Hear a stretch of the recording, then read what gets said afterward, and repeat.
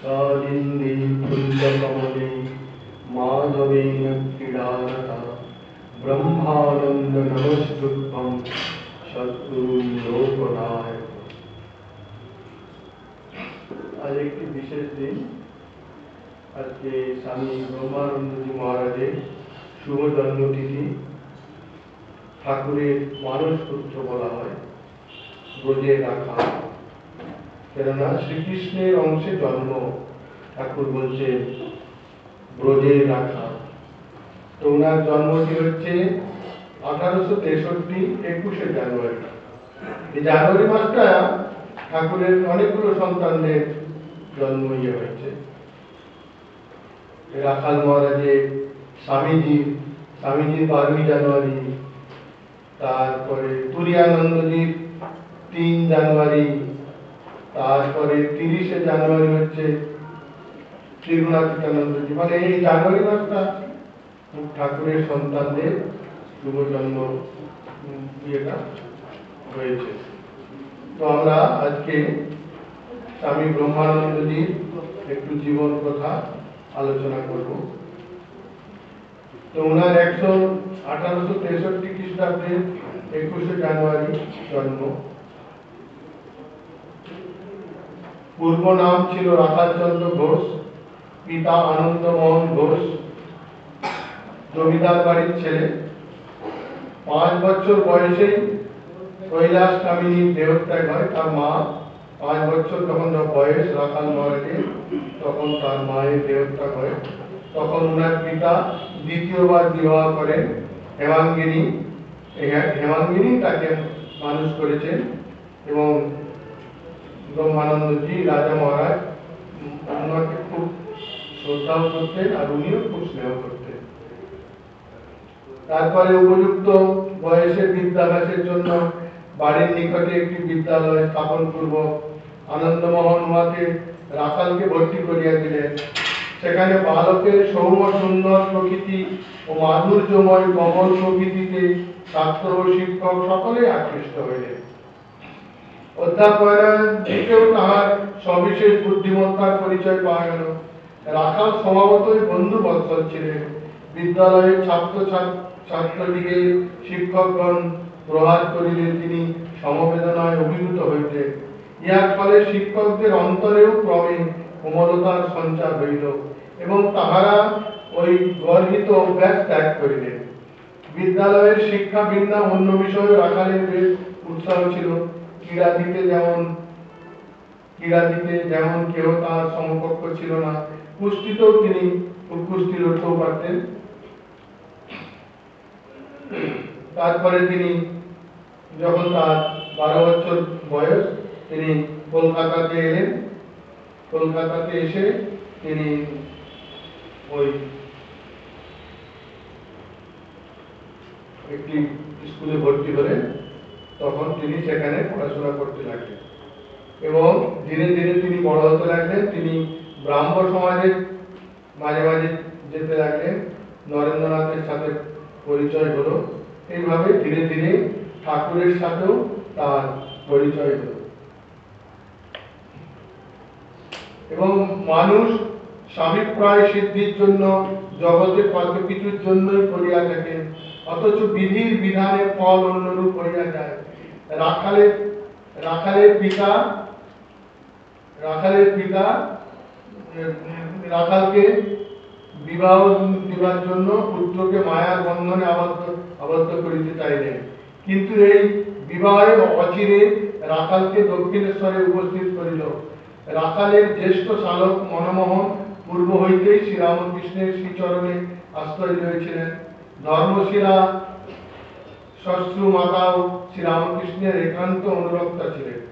বিবাহের পর কোন্নগরের বাড়ি হইতে কলকাতায় প্রত্যাবর্তনের পথে মনমোহন একদিন শ্বশুর গৃহে আগত রাখালকে দক্ষিণেশ্বরে উপস্থিত হইলেন রাখালকে নিয়ে।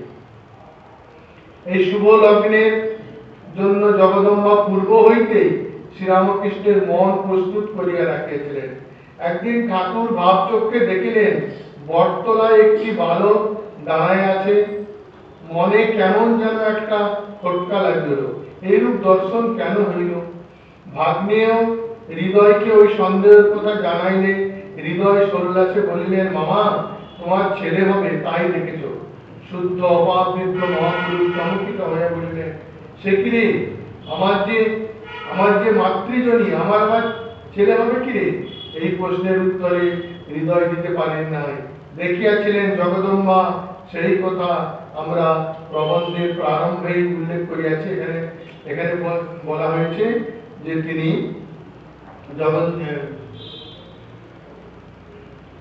একদিন ঠাকুর দর্শন করছেন।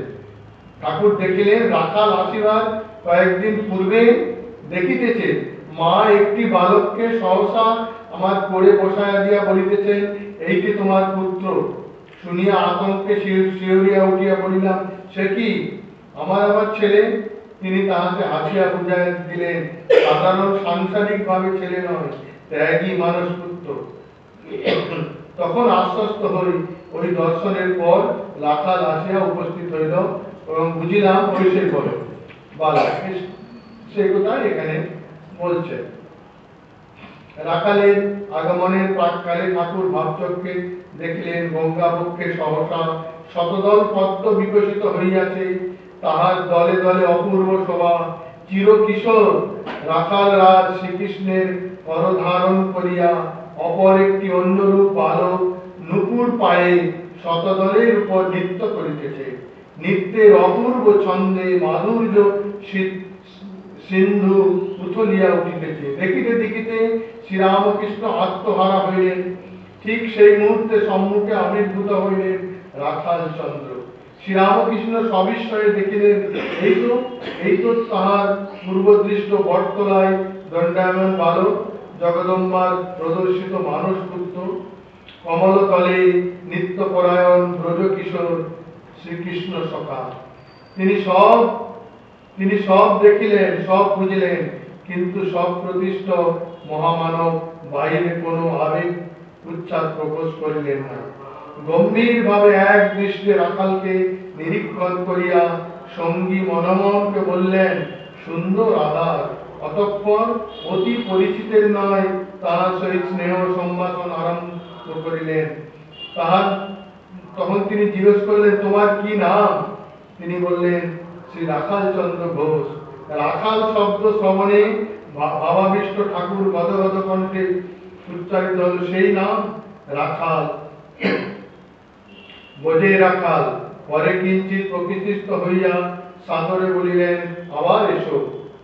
এই যে ঠাকুর বলতেন সবাইকে আবার এসো, তার একটা আকর্ষণ এমন অনুভব করতেন যে তার মানে খুবই বোঝা যেত যেন তাকে টানছে।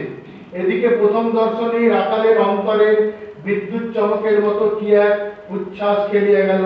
তার সমস্ত মন প্রাণ এককালে এই পরম পুরুষের প্রতি নিবিড় আবেশে আকৃষ্ট হইল। তিনি মনে মনে ভাবিলেন, ইনি কে? এই সৌম্য মহাপুরুষ কে? ইহার অনিমেষ দৃষ্টিতে যে দিব্য মাধুরী খেলিয়া বেড়াইতেছে, উহা তো ইহকালের নয়।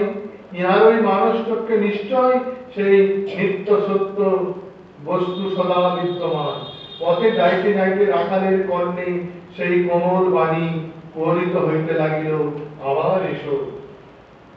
রাখাল সম্বন্ধে ঠাকুর একদিন বলিয়াছিলেন, রাখালের সাকারের ঘর, নরেনের নিরাকারের ঘর। রাখাল প্রথম যখন দক্ষিণেশ্বরে আসেন তখন নরেন্দ্রনাথের সহিত ব্রাহ্ম সমাজে যাতায়াত করিতেন এবং তাহারই প্রেরণায় সমাজের প্রতিজ্ঞাপত্রে স্বাক্ষর করিয়াছিলেন। তদনুসারে মূর্তি পূজা বা দেবদেবী প্রভৃতিকে প্রণাম করা তাহার পক্ষে গর্হিত ছিল। অথচ শ্রীরামকৃষ্ণের সংস্পর্শে আসিয়া তিনি ওইসব করিতে শিখলেন। কিন্তু দক্ষিণেশ্বরে এইসব অলৌকিক লীলায় ও লীলা সন্দর্শনে মগ্ন রাখাল ক্রমেই শুধু যে অধ্যয়নে অমনোযোগী হইলেন তাই নয়, তাহার সংসার বৈরাগ্য স্ফুটতর হইতে থাকিল। পিতা আনন্দমোহন ইহাতে সুখী হইতে পারিলেন না। তিনি বিষয়ী লোক, পুত্রকেও সম্পত্তি পরিচালনে সক্ষম দেখিতে চাহেন। বালক কি অবশেষে সাধুর সঙ্গে মিশিয়া সাধু হইয়া যাইবে? প্রতিকারের সর্বপ্রকার প্রচেষ্টায় বিফল হইলে অবশেষে একদিন দক্ষিণেশ্বর হইতে প্রত্যাগত পুত্রকে গৃহে অবরুদ্ধ করিলেন। বাধা পাইয়া রাখালের মন শ্রীকৃষ্ণের প্রতি অধিকতর আকৃষ্ট হইল মাত্র, এবং তিনি তাহার সহিত মিলিত হইবার সুযোগের অন্বেষণে রহিলেন। এদিকে শ্রীরামকৃষ্ণই তাহার স্নেহের দুলালকে না দেখিয়া শাস্ত্র নেত্রে ভবতারিণীর মন্দিরে জগন্মাতার নিকট প্রার্থনা জানাইলেন, মা, রাখালকে না দেখে আমার বুক ফেটে যাচ্ছে, মা, আমার রাখালকে এনে দে। জগন্মাতা সেই আত্মীতে বিচলিত হইলেন। একদিন পুত্রকে স্পর্শে বন্দির মতো বসাইয়া আনন্দমোহন মকদ্দমার কাগজপত্র নিবিষ্ট মনে দেখিতেছে, অন্য কোনো দিকে লক্ষ্য নাই। এমন সময়ে রাখাল পলায়নের উত্তম সুযোগ বুঝিয়া মৃদু পদক্ষেপে কক্ষ ত্যাগ পূর্বক দক্ষিণেশ্বরে চলিয়া গেলেন। কিছুদিন আর ফিরিলেন না। এদিকে পিতাও তাহার বৈষয়িক ব্যাপারে এতই ব্যস্ত যে দক্ষিণেশ্বরে যাইবার অবকাশ ঘটিল না। মকদ্দমাটি বড়ই জটিল ও উহাতে জয়লাভের আশা ছিল না, কিন্তু অপ্রত্যাশিত ভাবে আনন্দমোহনেরই জয় হইল। অতএব তদন্তর অবসর পাইয়া যেদিন তিনি পুত্রের অন্বেষণে দক্ষিণেশ্বরে চলিলেন, সেদিন মন আর পূর্বের ন্যায় গুরুভাবে পীড়িত নহে, উহা অনেকটা উদ্বেগ শূন্য ও প্রশান্ত। হয়তো তাহার মনে ইহাও উদিত হইয়াছিল যে ওই অপ্রত্যাশিত জয়লাভ পুত্রের সাধুসঙ্গের ফলেই হইয়া থাকিবে। বিশেষত মাতৃহীন বালকের শৈশবের অসহায় স্মৃতি জাগরিত হইয়া আনন্দমোহনের মনকে সবিশেষ কমল করিয়া তুলিল। ঠাকুর জানিতেন তাহার মানসপুত্র সাক্ষাৎ ব্রজের রাখাল, তিনি গোপাল গোপাল বলিয়া সহস্তে তাকে খাওয়াইতেন, আর কতভাবেই না আদর করিতেন। অপরের অন্যায় দেখিলে ঠাকুর শাসন করিতেন, কিন্তু রাখালের অবাধ্যতায় বিরক্ত না হইয়া বরং আনন্দ করিতেন। একদিন আহারের পরে ঠাকুর বলিলেন, ওরে রাখাল, পান সেজে আন। পান নাই যে? মানসপুত্র উত্তর দিলেন, পান সাজতে আমি জানি না। সে কি রে, পান সাজবি তার আবার জানা জানি কি? যা, পান সেজে আন। পারবো না মশাই। জবাব শুনিয়া ঠাকুর হাসিয়া আতুর। এরূপ অপ্রতিভ ব্যবহারে ঠাকুর বুঝিয়াছিলেন রাখাল সত্য সত্যই তাহাকে একান্ত আপনার বলিয়া গ্রহণ করিয়াছে। তাহার আচরণে কোনো কৃত্রিমতা নাই, আছে শুধু স্নেহ সম্মূত আবদার। কিন্তু এই রূপে ক্ষেত্র বিশেষে তাহার ব্যবহার ঠাকুরের কৌতুক উদ্দীপিত করিলেও রাখাল যে সততই শাসনের অধীন ছিলেন তাহা নয়। একদিন কালী মন্দির হইতে প্রসাদী মাখন আসিয়াছে। রাখাল ক্ষুধিত ছিলেন, তাই অনুমতির অপেক্ষা না করিয়ায় মাখনের ঢেলাটি মুখে তুলে দিলেন। ঠাকুর অমনি বিরক্ত হয়ে বলেন, তুই তো বড় ভারী লোভী, এখানে এসে কোথায় লোভ ত্যাগ করবি, তা না করে আপনি নিয়ে খেলি। লজ্জায় রাখালের মুখ আরক্তিম হইল। অপর একদিন একটি পয়সা দেখিয়া রাখাল কুড়াইয়া লইলেন, ইচ্ছা যে কোনো ভিক্ষুক বা অন্ধ সঞ্জকে দিবেন। তিনি ঠাকুরকে সরলভাবে সব কথাই জানাইলেন, সুতরাং ইহাও নিবেদন করিলেন। ঠাকুর কিন্তু শুনিয়ায় ভৎসনা সুরে বলিলেন, যে মাছ খায় না সে মাছের বাজারে যাবে কেন? তোর যখন নিজের কোনো দরকার নাই, তখন তুই কেন ওই পয়সা ছুঁতে গেলি? ঠাকুরের এই শিষ্যদের সন্তানদের এরকম ভাবে তৈরি করছে, এই পয়সা ছুঁতে মানা করতে, কামিনী কাঞ্চন এইগুলো থেকে খুব দূরে থাকতে বলতেন। এইভাবে তিনি করতেন। ঠাকুর নিজে বিশেষ স্তরে শাসন বা সাবধান করিয়া দিলেও অপরে রাখালকে কোনো রূঢ় কথা বলিবে ইহা একান্ত অসহনীয় ছিল। মানস পুত্রকে অন্য কেউ শাসন করিলে স্নেহ বিগলিত কণ্ঠে বলিতেন, আরে রাখালের দোষ ধরতে নাই, ওর গলা টিপলে দুধ বেরোয়। আবার কেউ কোনো কাজের আদেশ দিলে বলতেন, আহা, ও দুধের ছেলে, ওকে তো তোরা কেন কাজকর্ম বলিস, ওর বড় কমল স্বভাব। মানে রাখালকে ঠাকুর এমন স্নেহ করতেন, মানে অদ্ভুত ব্যাপার। কিছুদিন পরেই দক্ষিণেশ্বরে ঠাকুরের পদসেবা করিতে রাখাল অন্তর্রাজ্যে ডুবিয়া বাহ্য জ্ঞান হারাইলেন। ঠাকুর পরে ভক্তদিওকে ওই স্থানটি দেখাইয়া বলিয়াছিলেন, এইখানে বসে পা টিপতে টিপতে রাখালের প্রথম ভাব হয়েছিল। একজন ভাগবতের পণ্ডিত এই ঘরে বসে ভাগবতের পাঠ কথা বলছিল। সেই সকল কথা শুনতে শুনতে রাখাল মাঝে মাঝে শিউরে উঠতে লাগলো, তারপর একেবারে স্থির। তো এইভাবে ঠাকুরের সঙ্গ করতে করতে মানে রাখাল এইভাবে বড় হতে লাগলো। দেখিতে দেখিতে 3 বছর কাটিয়া গেল। এই সময় রাখাল প্রায় জ্বরে আক্রান্ত হইয়াছে। তাই অনিচ্ছা সত্ত্বেও তাহাকে মাঝে মাঝে কলকাতায় গিয়া থাকিতে হইত। কিন্তু তিনি পিতৃ গিয়ে না যাইয়া বলরাম মন্দিরে বা অদর্শনের বাড়িতে অবস্থান করিতেন। এই সময়ে তাহার চিত্তেও একটা আলোড়ন চলিতেছিল। ঠাকুর বলিয়াছিলেন, রাখালের মনে তখন বালকের মতো হিংসাও ছিল। তাই আমার মনে কখনো কখনো তার জন্য ভয় হতো, কারণ মা জগদম্বা যাদের এখানে আনছেন তাদের উপর হিংসা করে পাছে তার অকল্যাণ হয়। নবাগতরা ঠাকুরের স্নেহভাগী হইলে ইহা রাখালের সহ্য হইত না।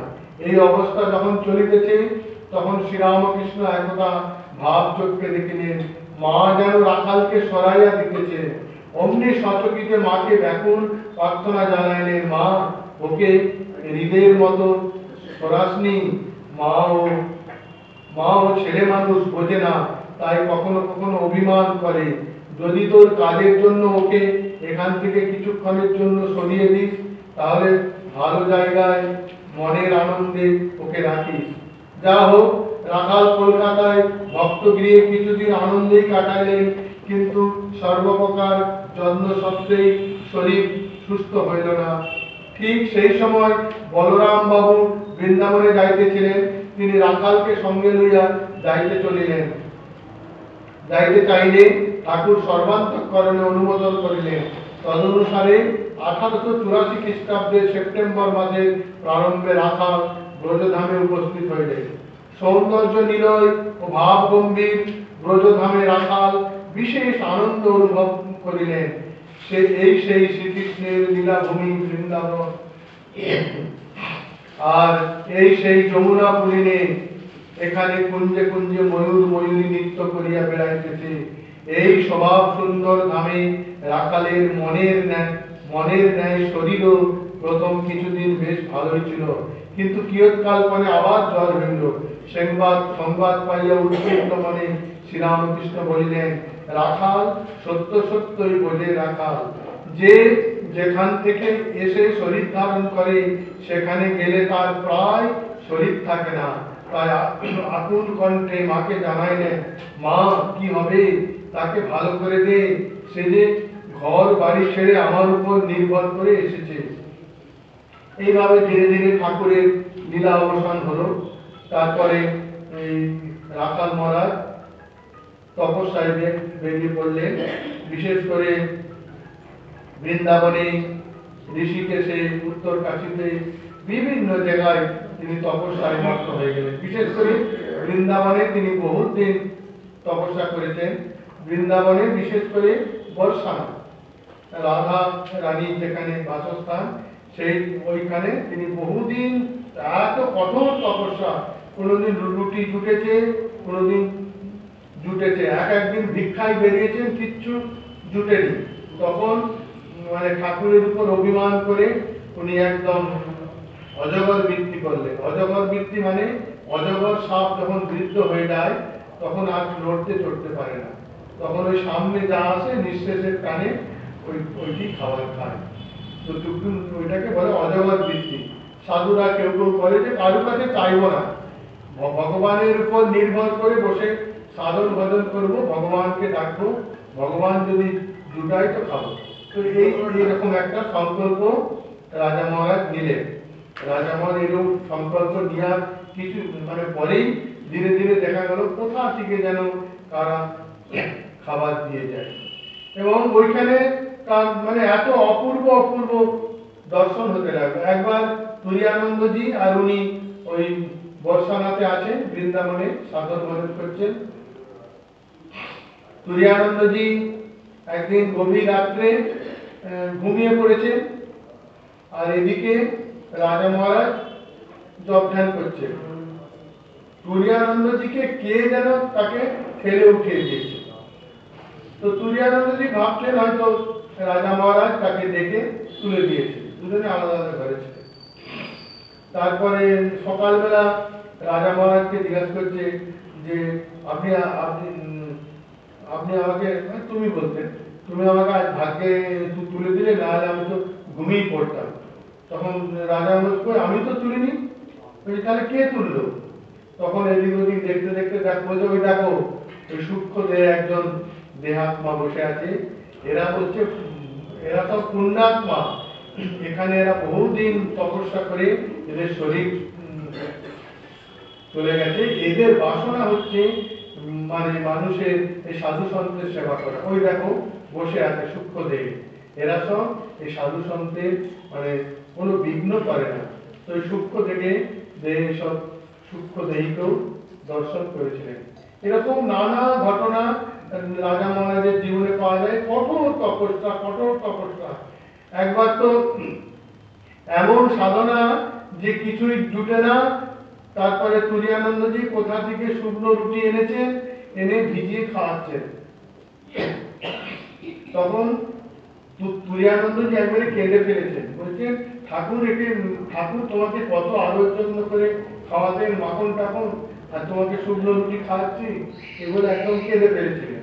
তো ধীরে ধীরে আবার ইয়ে হয়ে যায়, কিন্তু শরীর ধীরে ধীরে একদম ইয়ে হতে থাকে। তারপরে ভুবনেশ্বরে মঠ তৈরি করলেন, সেখানে বহুদিন ছিলেন। আর রাজা মহারাজ খুব একবারে আধ্যাত্মিকের মানে চরম শিখায় সবসময় থাকতেন। স্বামীজি বলছেন যে রাজা মহারাজ আধ্যাত্মিক দিকে, স্পিরিচুয়ালিটির দিকে সবার উপরে, এবং এদের মধ্যে এত বন্ধুপ্রীতি ছিল। একবার স্বামীজি হঠাৎ করে রাজা মহারাজকে প্রণাম করেছে, বলছে গুরুপুত্রে সুবলে। তখন সাথে সাথে রাজা মহারাজ আবার স্বামীজিকে প্রণাম করে বলছে জ্যেষ্ঠ ভ্রাতা সমপিতা। মানে এত এদের উপস্থিত বুদ্ধি এবং সমস্ত কিছু, মানে মানে এত তারা সাধনাতে মগ্ন থাকতো। রাজা মহারাজের জীবনের কত ঘটনা এরকম আছে। একটি ঘটনা বলি, রাজা মহারাজ তখন বলরাম মন্দিরে আছে, একটি বিধবা মহিলা তার ভাইকে নিয়ে দুপুর বেলা এসেছে। তখন রাজা মহারাজের খাওয়া দাওয়া হয়ে গেছে, বিশ্রাম নিচ্ছে। তার সেবক আছে স্বামী নির্বাণানন্দজি, সূর্য মহারাজ। তো সূর্য মহারাজ বলতেন ঠাকুর এই স্বামী ব্রহ্মানন্দজি। তো সেই সূর্য মহারাজকে নির্বাণানন্দজিকে বলছেন যে আমি রাখাল মহারাজের সাথে দেখা করতে চাই। তখন সূর্য মহারাজ বলছেন যে উনি এখন দুপুরে বিশ্রাম করছেন, এখন আপনি 2 ঘন্টা পরে অন্তত আসুন। তখন ওই মেয়েটি খুব কেঁদে কেটে আকুল একদম ইয়ে করছে। তখন সূর্য মহারাজ না থাকতে পেরে তিনি রাজা মহারাজকে যে বললেন। তখন রাজা মহারাজ বললেন দেখো আমার বয়স হয়েছে, খাওয়ার পরে আমি আর বেশি বকবক করতে পারবো না, ওকে বলো যে 2 ঘন্টা বসুক, না 2 ঘন্টা পরে এসে দেখা করো।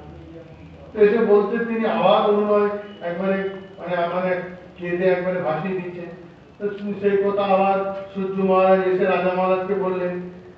তখন রাজা মহারাজ বললেন যে উনি বলেছেন শুধু প্রণাম করে আমি চলে যাবো, আর কিচ্ছু বলবো না। তখন রাজা মহারাজ রাজি হয়েছেন, তাকে ডাকলেন। সে মহিলাটি প্রণাম করে অঝোর নয়নে কাঁদছে। অনেক কান্নাকাটির পরে রাজা মহারাজ তাকে জিজ্ঞেস করছে তুমি বলো কি বলতে চাও, তুমি এখানে কেন এসেছো, কে পাঠিয়েছে? তখন ওই একটা ফটো ছিল ঠাকুরের, বলছে উনি পাঠিয়েছেন। তারপরে বলছে কি ঘটনা বলো। বলছে আমার তখন 14 বছর বয়সে বিবাহ হয়, শ্বশুর বাড়ি বহরমপুরে। 14 বছর বয়সে বিয়ে হয়েছে, 6 মাস পরে স্বামী মারা যায়।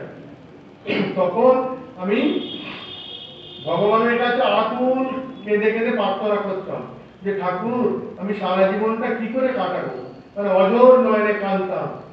1 বছর পরে ঠাকুর আমাকে স্বপ্নে দেখা দিয়ে বলছে যে বাগবাজারে রাখাল আছে, সেখানে যা, তিনি সব ব্যবস্থা করবে।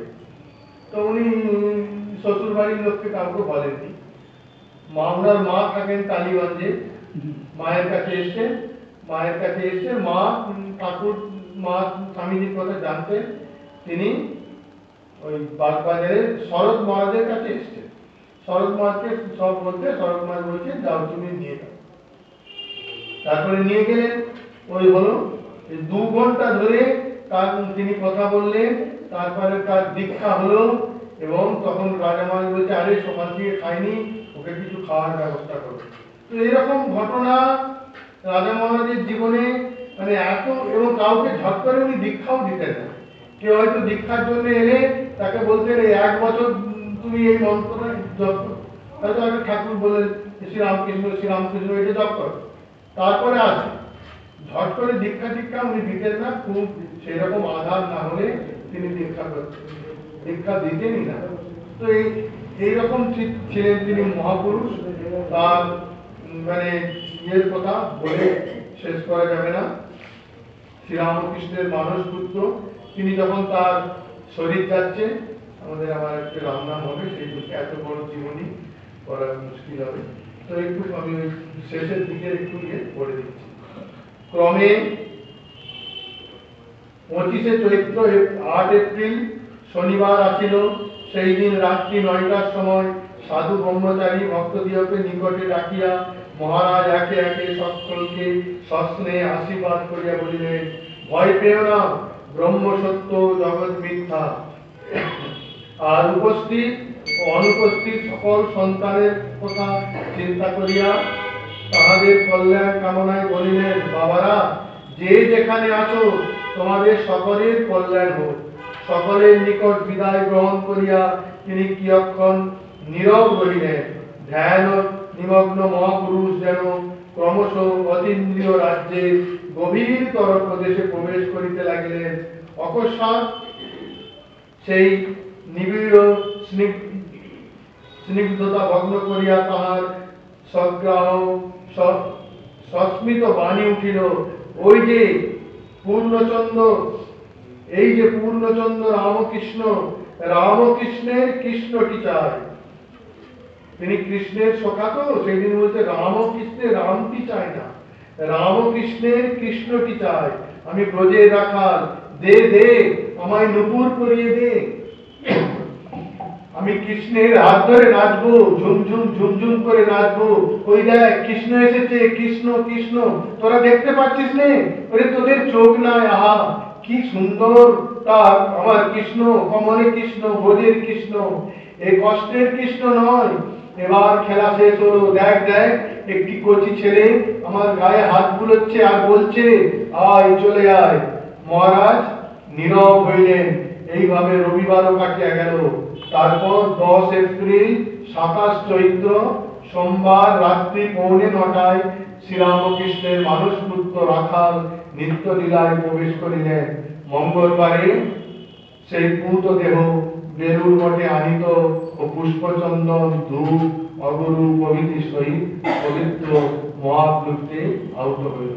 এই রাজা মহারাজ স্বামীজিকে এত ভালোবাসতেন। রাজা মহারাজ যখন শুনলেন যে স্বামীজির শরীর চলে গেছে, তো উনি বলছেন যে আমার কাছ থেকে যেন একটা পাহাড় সরে গেল। মানে রাজা মহারাজ স্বামীজি এত এদের বন্ধুত্ব, এত ভাই ইয়ে ছিল, মানে তুলনার বাইরে। এরকম ত্যাগ, এরকম গুরু ভাতা, এই যে বরানগরে কত কষ্ট, কত তাদের কষ্টের জীবন গেছে। তারা শুধু ভগবান কি চায়, আর কিছু চায় না। তারা এই পয়সা করিও চায় না, খাওয়া দাওয়াও চায় না। সেই জন্য খুব মানে এত সাধন ভজন করেছে, তার অন্ত নাই। তো আজকে এই শুভ দিনে রাজা মহারাজের কাছে প্রার্থনা করি, আমাদের জীবনটি আনন্দে মধুময় করে তুলুন, এই প্রার্থনা। ওম নিরঞ্জনম নিত্যম অনন্ত রূপম ভক্তানুকম্পা বিগ্রহম করি ঈশা অবতারম পরমী সমিত্রম রাম রামকৃষ্ণম শিরসাম। ঠাকুরমা স্বামীজি সম্পর্কিত আরও ভিডিও পেতে চ্যানেলটি সাবস্ক্রাইব করুন এবং পরবর্তী ভিডিওর জন্য নোটিফিকেশন বেল আইকনে ক্লিক করুন।